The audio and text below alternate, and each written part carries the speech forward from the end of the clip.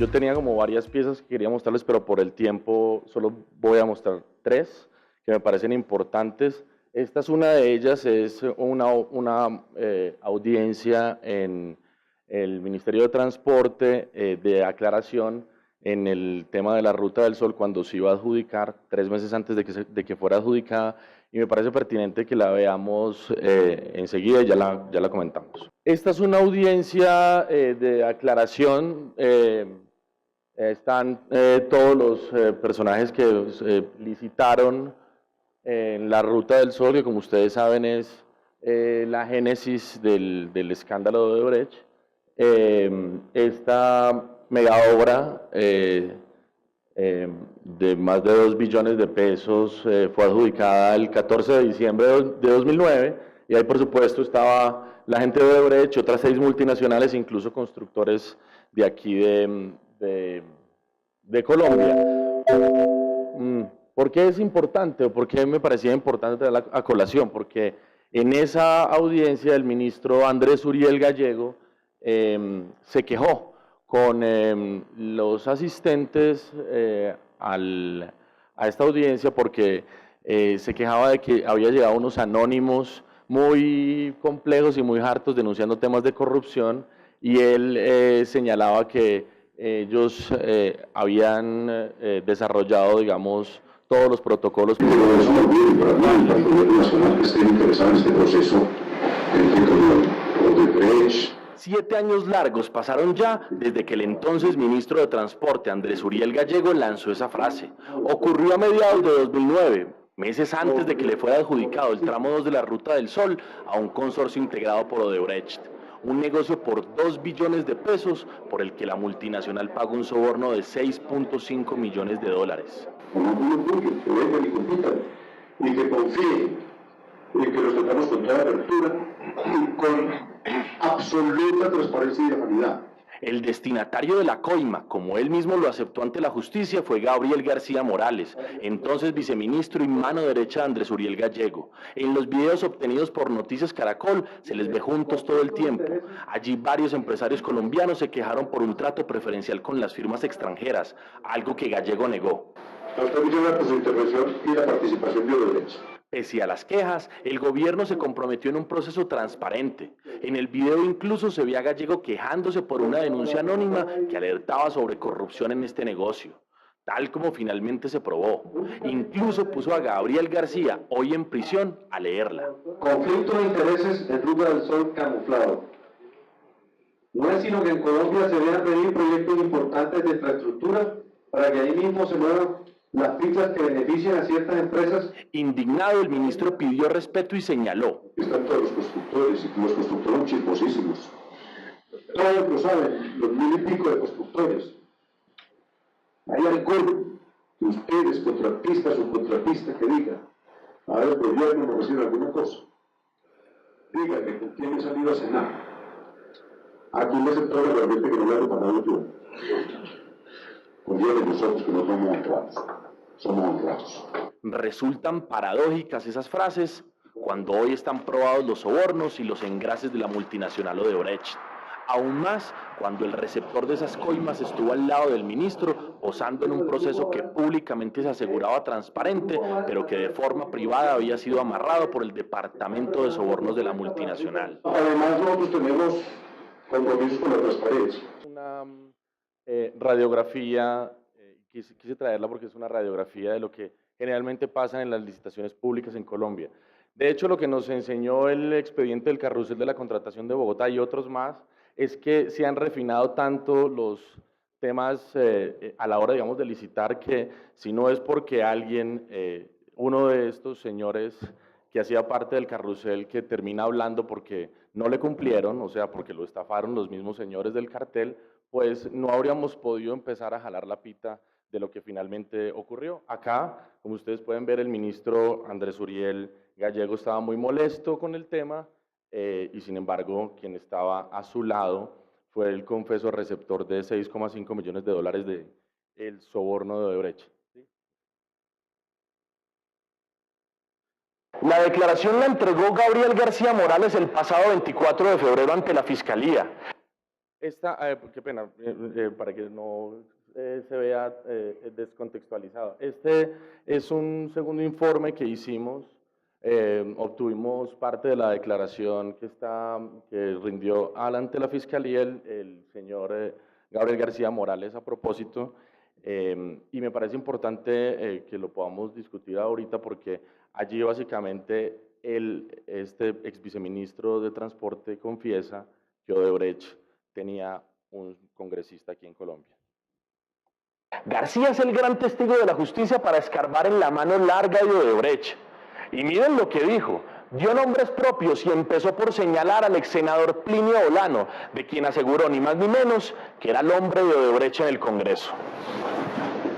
El testigo lo afirma sin rodeos. El ex senador Plinio Olano, hoy director de la Federación Nacional de Departamentos, era parte del equipo de Odebrecht en Colombia. De hecho, aseguró, hizo parte de una supuesta estrategia de acoso para asegurar el negocio de la Ruta del Sol al consorcio integrado por Odebrecht. Una de las personas que mencioné como parte de esa estrategia de acoso fue al senador en ese entonces, Plinio Olano. Gabriel García relató que tuvo en 2009 un encontrón muy fuerte con Plinio Olano, quien entonces hacía parte de la Comisión Sexta del Senado que se encarga de los temas de obras públicas y transporte. Según dijo, Olano le reclamó en el Congreso por irregularidades en la licitación de la Ruta del Sol. Fue muy grosero, insistió García. Al día siguiente fui a comunicárselo al ministro Andrés Uriel Gallego y yo le comenté lo sucedido y el ministro me dijo que era precisamente Plinio Olano quien menos podría quejarse de la situación del sector, porque era el congresista literalmente que más pedía y que más cuotas burocráticas tenía en el sector. El ventilador de García Morales arreció. Contó que Luis Bueno, director de Odebrecht en Colombia, le confirmó que Olano, además de parlamentario, era de las entrañas de la multinacional del soborno. Luis Bueno me manifestó que Plinio Olano era parte del equipo de ellos, Odebrecht, y que él se encargaría de neutralizarlo. A la pregunta mía a Luis Bueno de que si Plinio Olano se estaba beneficiando de Odebrecht, él me respondió que sí. Me dijo, tranquilo, yo me encargo de eso. Después de esa reunión más nunca volví a saber de Plinio Olano. Gabriel García sostuvo que esa reunión clandestina con el director de Odebrecht en Colombia se dio en el apartamento del empresario Juan Manuel Barraza, socio y amigo del ex viceministro que recibió una coima de 6,5 millones de dólares. Barraza fue llamado a entrevista por la Fiscalía.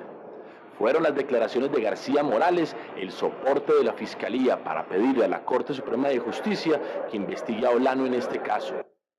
Por supuesto, esto hace parte de una investigación, no podemos tampoco decir que efectivamente es así, lo tendrán que determinar las autoridades judiciales, pero digamos que es muy indicativo que el receptor de este soborno de Odebrecht ya empieza a nombrar cómo, digamos, operaban ellos desde el Congreso y cómo tenían estos enlaces pues, para poder hacerse a los millonarios contratos. Solo les voy a presentar una última cosa muy corta, porque me parece que resume un poquito el cinismo que usualmente uno ve en este tipo de investigaciones.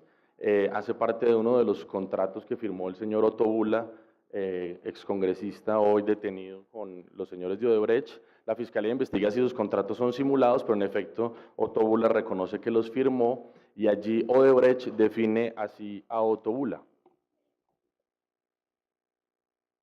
En el contrato se consignaron 9 razones. Por ejemplo, se dice que Otto Nicolás Bula es un exitoso empresario privado y reconocido ex senador de la República con larga trayectoria tanto en el sector privado como en el público, que posee conocimiento, sensibilidad política y es conocedor de las estructuras de gobierno colombianas, que posee excelentes aptitudes comunicativas, que posee buenas relaciones interpersonales para establecer contactos, que posee pensamiento crítico, analítico y amplio para diseñar las estrategias más adecuadas a los intereses de la organización empresarial Odebrecht, que posee destreza para ejecutar proyectos de manera eficientes en periodos de tiempo razonables, que posee espíritu proactivo, con experiencia para trabajar de manera independiente y supervisar varios proyectos a la vez, que posee capacidad de extraer y esquematizar información valiosa de múltiples fuentes, que posee habilidades para organizarse y gran capacidad motivacional. Bueno, en últimas es como la radiografía de las cosas que estos señores por escrito dejan, en donde suelen ser bastante hábiles y que a la hora de que las autoridades empiecen a rastrear les dificultan mucho este escenario.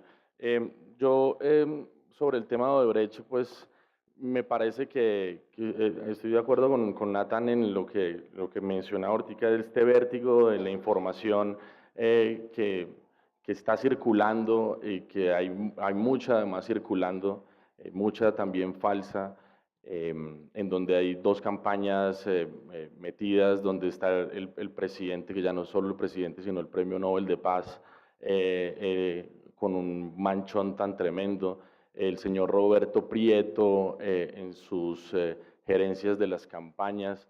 Hay demasiada información, me parece que a veces la gente quisiera que uno informara a la velocidad de las redes sociales, pero eso es francamente imposible porque hacer ese tipo de investigaciones cuesta tiempo, hay una cantidad de variables que uno debe estar considerando y lo peor de todo, al final de cuentas, es que siempre nos van a dar palo por una cosa u otra, o porque nos demoramos mucho investigando, o porque en algún momento consideramos que un nombre no debe todavía salir a la luz pública, no porque lo estemos tapando, sino porque lo queremos investigar aún más.